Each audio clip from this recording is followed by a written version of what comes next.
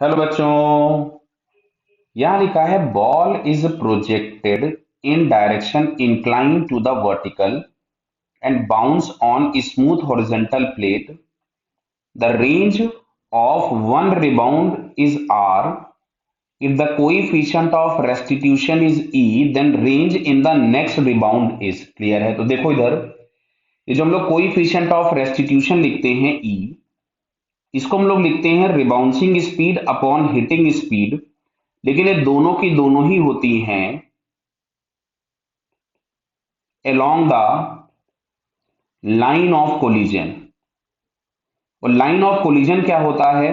अगर हमारे पास सारे सरफेसेस स्मूथ होते हैं तो लाइन ऑफ कोलिजन होता है along the common normal. Common normal के along लाइन ऑफ कोलिजन होता है। बेटा क्लियर है क्या? चलिए मैं एक बार फिर से लिख देता हूं थोड़ी सी अच्छी राइटिंग से। along the common normal, clear है? along the common normal, clear बेटा? अब देखो, जैसे यहां पे हम लोग आते हैं क्वेश्चन पे, तो तुम्हें बोला गया कि जैसे ये पार्टिकल है, इसको हम लोगों ने किसी भी एंगल पे प्रोजेक्ट किया, कुछ ऐसा।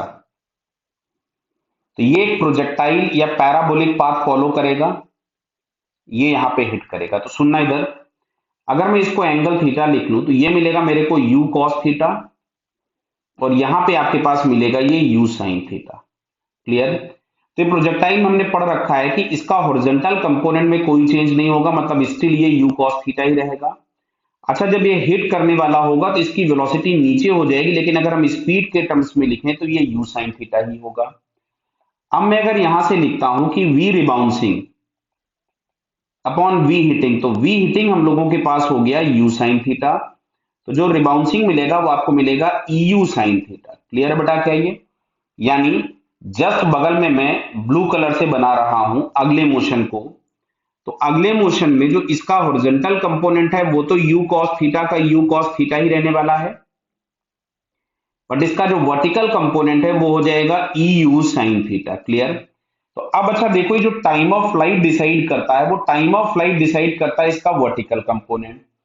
तो जो टाइम ऑफ फ्लाइट आएगा अब टी, वो आ जाएगा टू यू लिखते थे हम लोग, तो यहां से आ जाएगा e u sine theta upon g.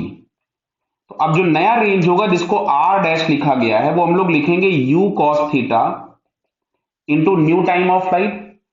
तो मैं यहां से लिख रहा हूं इसको u cos थीटा, और नया टाइम ऑफ फ्लाइट आ रहा था 2 EU sine theta by g. तो इसमें से मैं e को बाहर कर देता हूं पहले, तो देखिए यहां से आ रहा है 2 times u square sine theta cos theta by g. तो उम्मीद करता हूं ये अब तो हमें समझ में आ रहा होगा कि ये रेंज है पहले वाला। तो जो आर डैश होगा नई रेंज, वो हम लोगों के पास हो जाएगा e times the original range. Clear? या जो पहले रेंज थी, प्रीवियस रेंज। क्लियर? तो R dash is equal to e times R. अगर हम यहाँ पे चेक करें तो यहां से हम लोगों को बेटा ये फर्स्ट ऑप्शन में दिख रहा है। किसमें दिख रहा है? फर्स्ट वाले ऑप्शन में। देख लेना ध्यान से। यस, तो इसका पहला आंसर हमारे पास क्या हुआ? करेक्ट हो जाएगा। ओके बेटा, ऑल द बेस्ट।